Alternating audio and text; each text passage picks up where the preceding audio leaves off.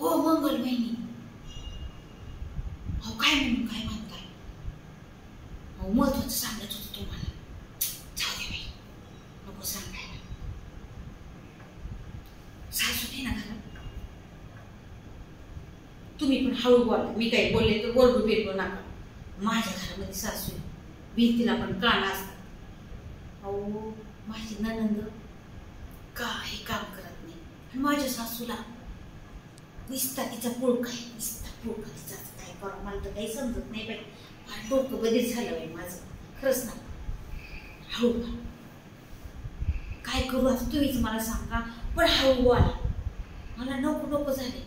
असं झाले ही नणंद कधी एकदाची जाते तिच्या सासरी. अहो नुसती फूट पाडली हो माझ्या घरामध्ये.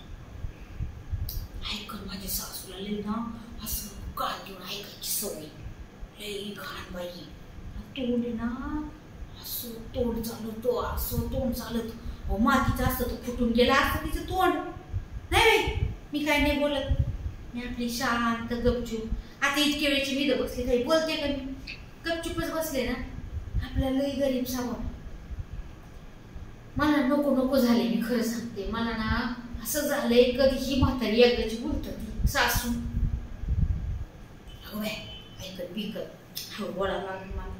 ही सासू कधी बोलत ती ना अशी झाली आणि ती नणंद कधी तिची सासू जाते असं झालंय मला. फार नको नको झाले. रोज घरात किटकिट. रोज घरात किटकिट.